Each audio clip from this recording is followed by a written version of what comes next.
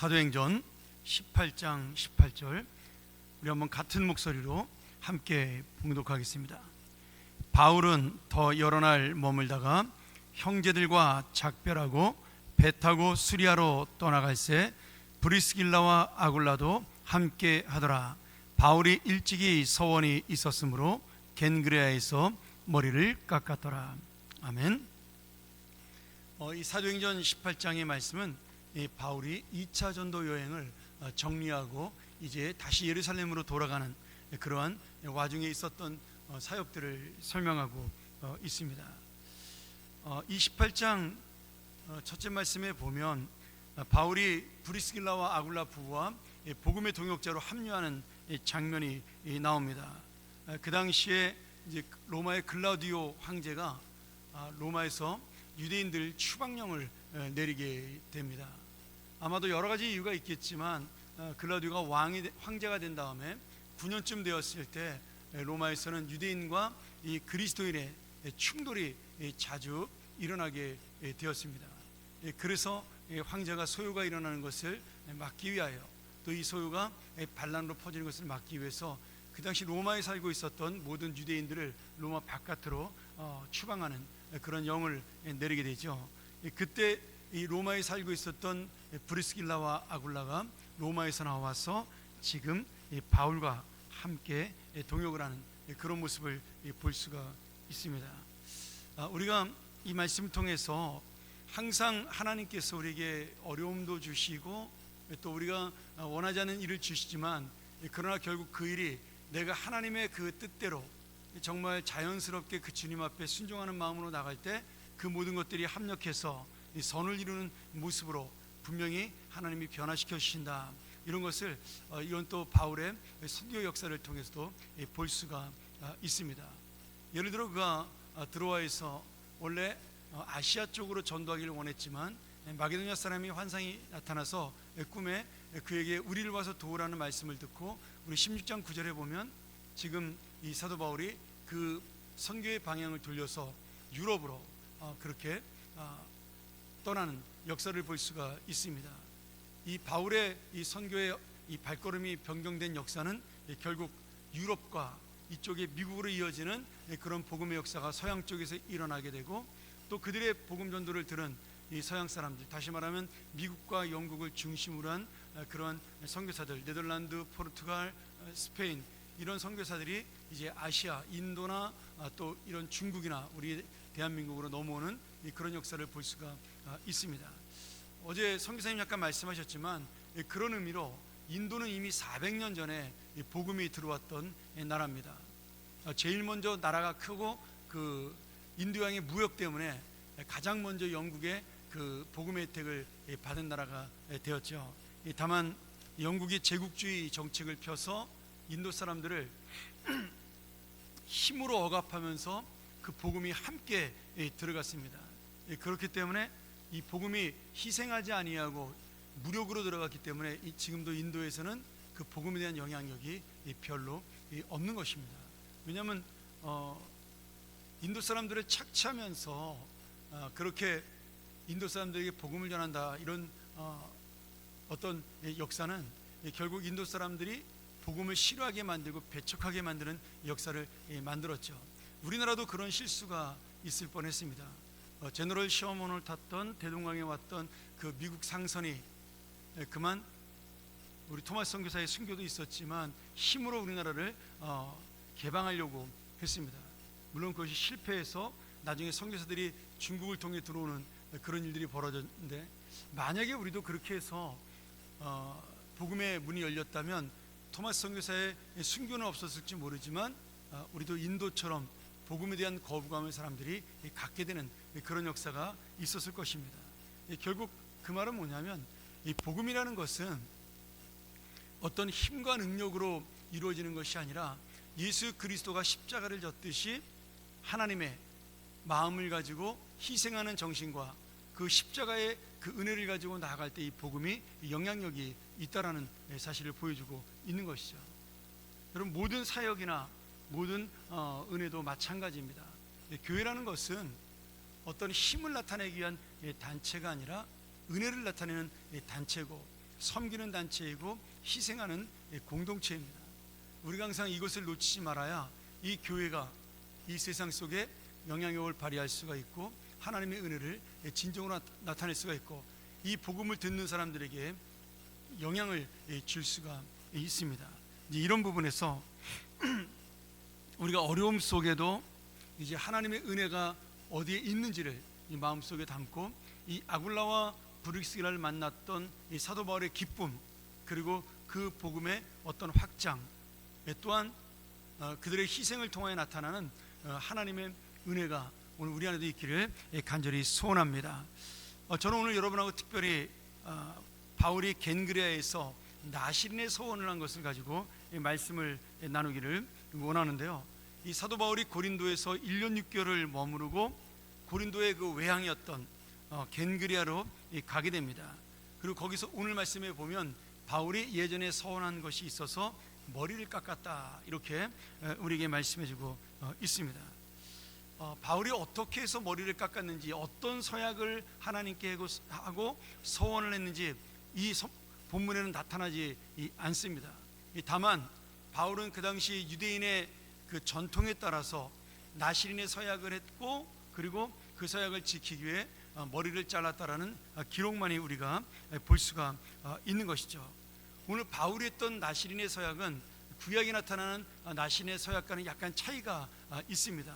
우리가 구약에서 보는 나시린의 서원은 영구 나시린입니다.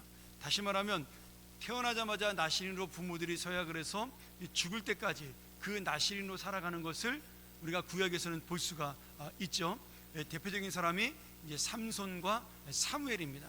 이 두 사람은 태어날 때부터 부모에 의해서 나시린으로 서약이 되고 바쳐진 사람입니다.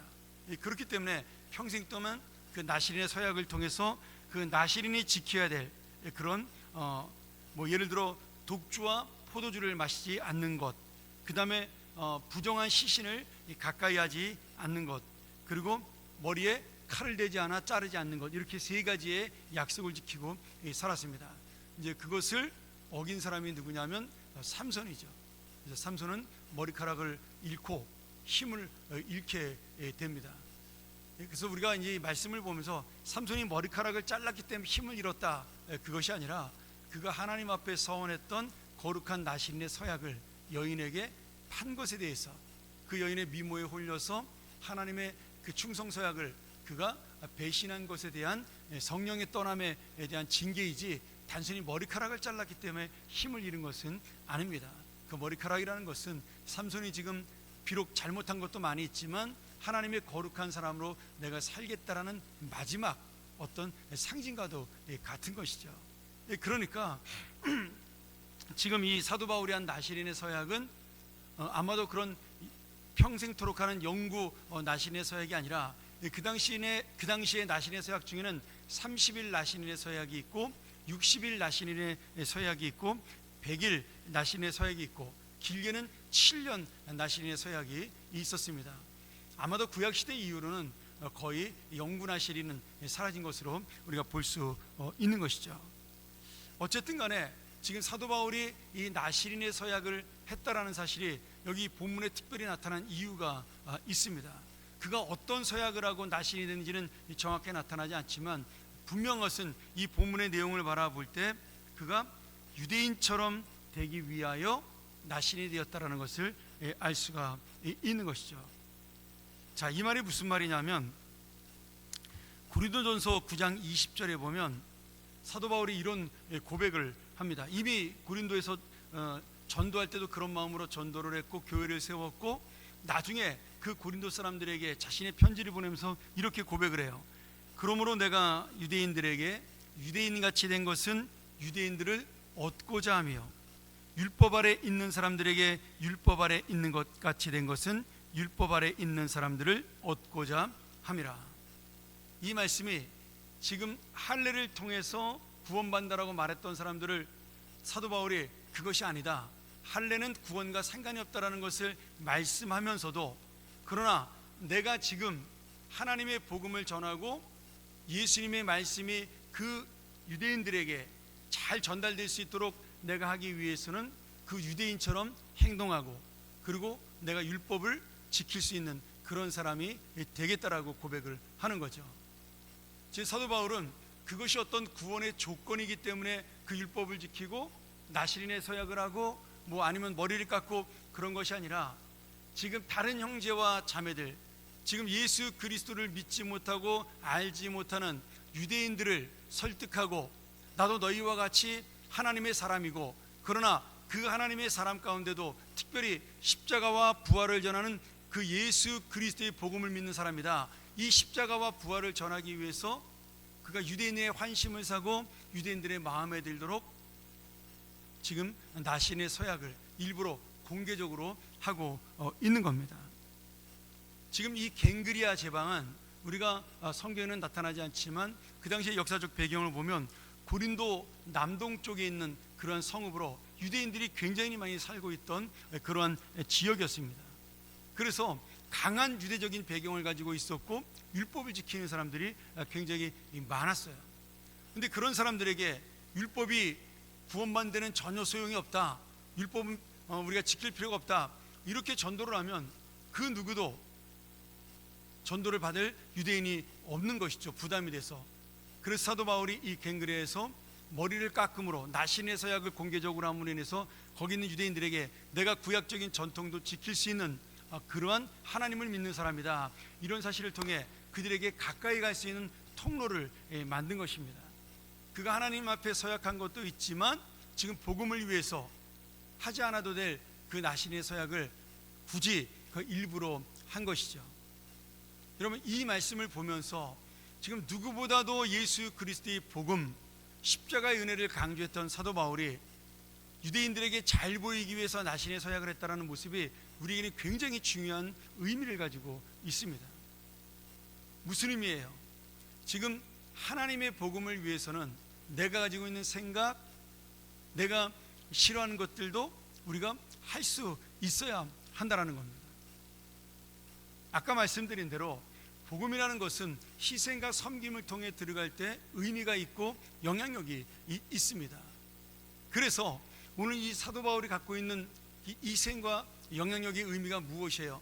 내가 저들처럼 같은 사람이라는 걸 보여줌으로 인해서 그들에게 친밀감을 갖게 하고 그 동질성을 통해 복음을 전할 때 잘 받아들일 수 있도록 그렇게 효과적인 전도 방법으로 이 나신의 서약을 공개적으로 한 것입니다. 그러니 오늘 우리가 전도하는 방법, 이 교회에서 사역하는 방법이 지금 사도 바울이 보여주는 나신의 서약을 통해 우리가 모델로 볼 수가 있는 것이죠. 여러분, 사명자라는 것은 뭐예요? 내 뜻대로 사는 자가 아니라 사명을 주신 하나님의 뜻대로 사는 자를 말합니다. 나신의 서약이라는 것은 내가 지금 내 감정과 내 욕심과 내 마음대로 사는 것이 아니라 내 앞에 하나님의 계심을 믿고 그 주님이 원하는 대로 하루하루 그렇게 살아가겠다라는 서약이 지금 나실인의 서약이에요. 그래서 독주를 마시지 않는 것입니다. 왜? 혹시라도 이 포도주를 마시고 자기가 취해서 실수할 수 있기 때문입니다. 내 안에 있는 이 마음의 정신, 그 머리에 있는 그 생각이 이 술을 통해 흐려지고 그래서 하나님의 생각이 아니라 사람의 생각으로 감정으로 나갈까봐 이 포도주를, 독주를 마시지 않는 것이죠. 여러분, 이스라엘 땅에서 포도주를 마시지 않는 것은 마치 우리가 커피를 마시지 않는 것과 같습니다. 굉장히 그것은 교제할 때 있어서의 어려운 부분이에요. 그런데 나신인들은 평생 이 포도주를 마시지 않았습니다. 왜? 조금이라도 취하는 실수를 해서 하나님이 주인 되신 내 몸을, 내 생각을 지금 이 술에게 빼앗길까봐 그렇게 한 것이죠. 하나님의 주되심을 인정한 것입니다. 단순히 술을 먹지 않는다는 의미가 아닌 것이죠. 또한 내가 이 부정한 것을 만지지 않는다, 시신을 만지지 않는다는 것은 뭐냐면 이 죽음이라는 것은 죄로부터 나온 결과예요. 그러니 내가 죄를 가까이 하지 않겠다라는 거룩함의 이 표시가 부정한 것, 시신을 만지지 않겠다라는 그러한 서약입니다. 그리고 마지막으로 지금 이 머리에 칼을 대지 않는 것, 머리카락을 자르지 않는 것은 이스라엘 사람들의 사고방식은 머리 위에 하나님이 계시다라고 생각을 했어요. 그러니 머리카락을 자르는 것은 지금 하나님이 나의 주인이다, 사실은 목을 자르는 것과 같은 겁니다. 상징적으로 그것을 의식으로 표현한 것뿐이에요. 이제 내 머리의 주인은 하나님이라는 사실을 보여주기 위해서 그렇게 머리를 자르지 않은 것이죠. 끝까지 하나님이 나에게 함께 있다는 사실을 보여주는 증거가 머리카락입니다. 지금 이런 의식들이 어떻게 보면 무슨 이런 쓸데없고 복잡한 의식을 하냐, 내가 그냥 하나님께 결심한 대로 살면 되는 것이지, 물론 그것도 틀린 것은 아닙니다. 그런데 이것을 다른 사람들에게 보여줌으로 인해서 정말 하나님은 살아계시고 하나님은 저 사람의 인생의 주인 되시는 것을 보여주는 그러한 상징적 의미가 있는 것이죠. 오늘 여러분, 이 사도 바울이 이러한 나신의 서약을 통해 지금 가장 중요시 여기는 것이 무엇입니까? 내가 원하는 감정, 내가 원하는 마음이 아니라 지금 이 복음을 전하기 위해서 하나님의 뜻대로 내가 살아가는 것입니다.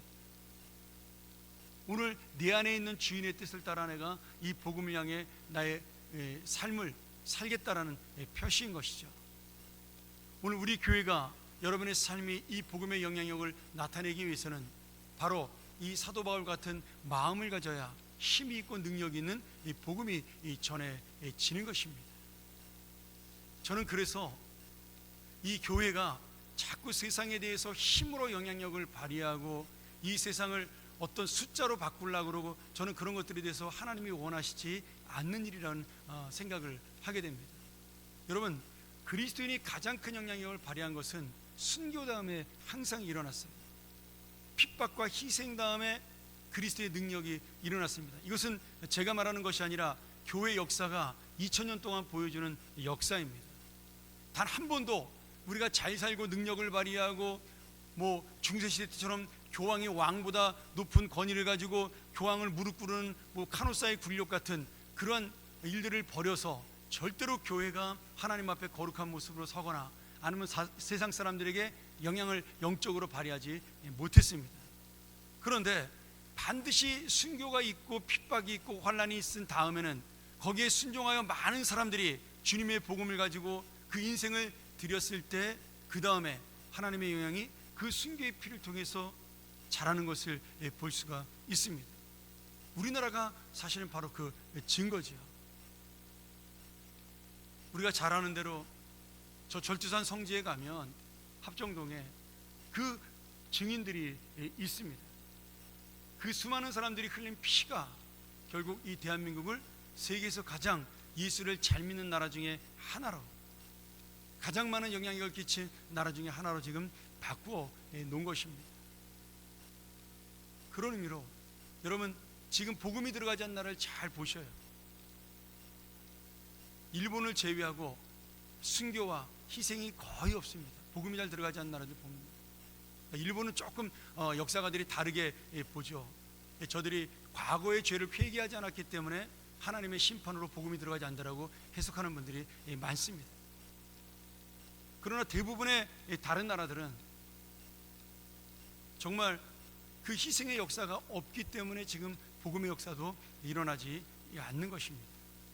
오늘 우리가 이 말씀을 바라보면서 정말 진정한 하나님의 역사를 누가 일으킬 수 있고 누가 보여줄 수 있는가, 다시 한번 마음속에 담으면서 오늘 여러분, 우리의 선배들이 가졌던 그 믿음의 마음, 또 사도 바울이 보여주는 이 나실인의 이 서약을 통해 내가 아닌 다른 사람이 나와 함께 할 수 있도록, 이 복음이 그 사람에게 친밀하게 들어갈 수 있도록 나는 저 사람에게 내 인생을 맞추겠다라는, 내 마음에 들지 않아도 내 감정에 휘둘리지 않아도 그 사람과 함께 가겠다는 그런 사랑의 마음, 그 은혜의 마음이 결국 이 바울의 전도를, 복음을 힘있게 만들었다는 사실을 다시 한번 기억하면서 오늘 우리도 바로 그런 교회가 되기를 원하고 그런 마음으로 살아가는 믿음의 사람들이 되기를 간절히 축원합니다.